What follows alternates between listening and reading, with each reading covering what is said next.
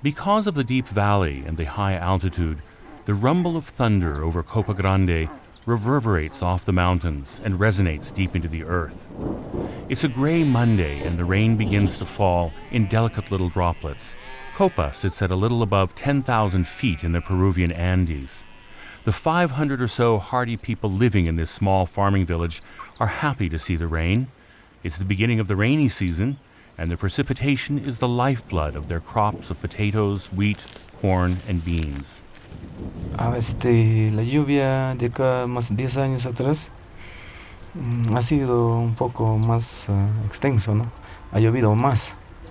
Sí, parece que estos últimos años la lluvia está un poco alejándose, ¿no? During the dry season, between the months of May and September, people in Copa get their water from the dazzling Copa Glacier on the nearby mountainside. But due to higher temperatures, the glacier is rapidly diminishing. Over his lifetime, Cruz says the glacier has retreated about 1.25 miles. Cuando tenía más o menos 7, 8 años, no, 8 años, el nevado estaba más, la última catarata que está bajando, ahí más o menos era, pero ahorita está avanzando hacia arriba ya, ¿no? Ahora tengo 34. In the nearby town of Yungay, people from surrounding communities have dressed up in colorful traditional costumes. With marching bands and fireworks, they celebrate the town's 105th birthday, oblivious of the signs of the drought, which could mean the end to these celebrations. The firecrackers follow us as we head up to the village of Matacocto in the Cordillera Negra, the mountain ridge on the other side of the valley from Copa Grande. The name Cordillera Negra is a reference to the absence of glaciers and snow. Here, the effects of climate change are even more obvious and dramatic. This community is often pointed to as what happens when things go wrong. One farmer says that as the temperatures rise, the villagers have had to move their potato fields further and further up the mountainside.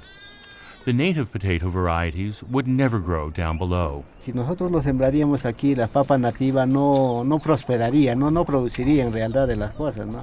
Claro, del tallo vamos a ver, pero el fruto, el tubérculo no lo vamos a ver porque va a ser, no es su zona en realidad de las cosas, no es su ambiente. Just like in Copa, it rains much less nowadays. We might get 4 months of precipitation now, whereas we used to get 6, Don Alejandro says. Anteriormente las lluvias ya, el 30 de agosto ya teníamos lluvias, ¿no? Pero ahorita todavía casi octubre. Y ahorita va a tener una retirada más o menos todo mes de diciembre, ¿no?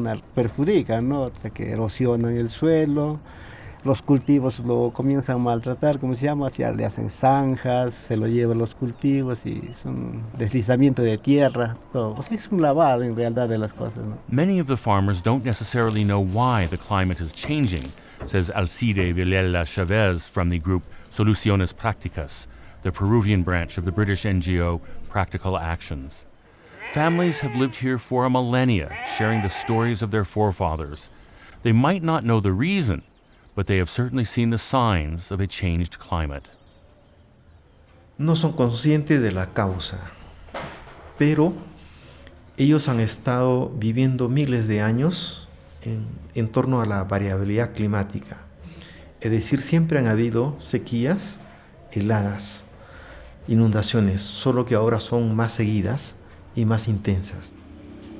The group Soluciones Prácticas helps farmers conserve water and use it more effectively, for example, employing drip irrigation instead of massive spraying. They've also started a school on climate change where Osorio was one of the early students. Nonetheless, crops have decreased as temperatures have risen. Le voy a contar desde más o menos del 70 hasta ahí las lluvias eran más frecuentes, ¿no? Y eran moderados en realidad de las cosas, ¿no? Ahora las lluvias es un poco menor, ¿no? Es más o menos 4 meses, antes era 6 meses de lluvia teníamos.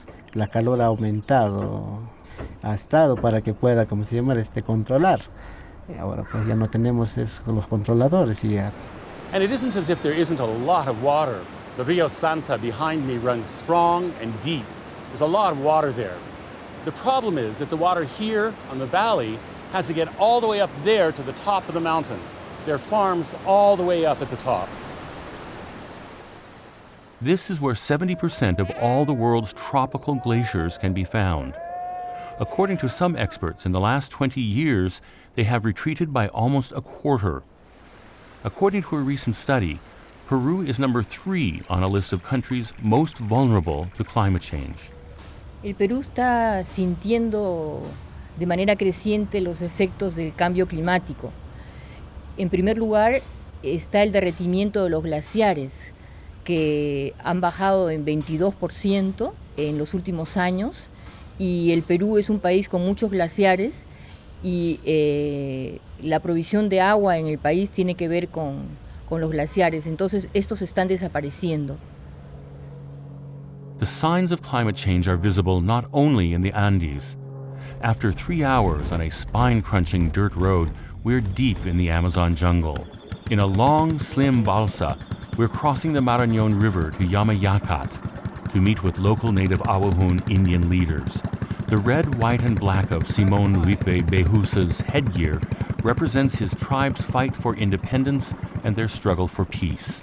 Sí, anteriormente la Amazonía era tan bonita, tan hermoso, y la producción y mercado, como siempre nosotros lo llamamos, nuestro mercado es la selva y nuestra farmacia es la naturaleza. De él nosotros sacamos, de él nosotros curamos, de él nosotros alimentamos.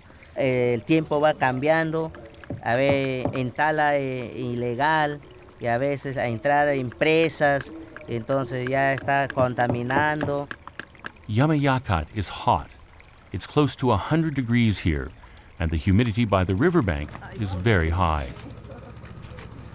Just like in Copa Grande, 400 miles to the south, there is less rain, and it is less predictable as well. And the sun seems to get hotter. Eso ya está cambiando, cambio climático, y ya no es como antes. El aire escasea, la lluvia escasea, el sol está cayendo más triple que el anterior, y cada vez está secando la montaña, y eso nos peligra. Los ríos quebradas que eran así como estos ya están como una quebrada chiquitas, entonces eso nos preocupa bastante a la Amazonía. Plant breeder and pathologist Maria Skura guides us through the potato market in Huancayo. On display are just a fraction of the thousands of varieties grown here, the birthplace of the potato. Yungay is still the most popular improved variety in Peru. This is another one, Paseña from Huancavelica, loved in the market for its purple color. You can see the native varieties are easy to tell because you can see plant breeders go for big, round, no eyes, whereas the ancient varieties are the opposite, small, shriveled, and deep eyes. The potato farmers in Peru have had to adjust to the change in climate as well, to rain that is both unpredictable and less frequent. Maria Skura says they have had to face new challenges, including frost and new pests. Well, one of the key adaptations that farmers in the Andes are really doing is climbing up with their crops. And so only 10 years ago, you wouldn't have seen a crop above 4,000. And those were all the bitter potatoes that are frost tolerant.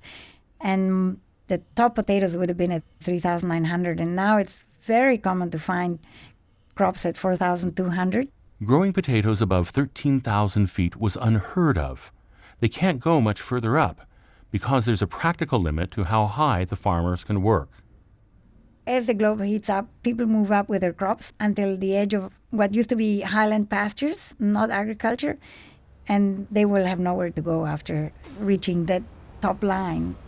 En el caso de la selva, bueno, el Perú como país produce solamente el 0.4% de los gases de efecto invernadero, pero la principal razón en el Perú, su principal contribución es por la deforestación, ¿no? Que en el caso del Perú es más del 40%. Ahora, en el caso de la Amazonía, el problema de la deforestación es muy serio y todo esto repercute no solo para el Perú, sino para el mundo.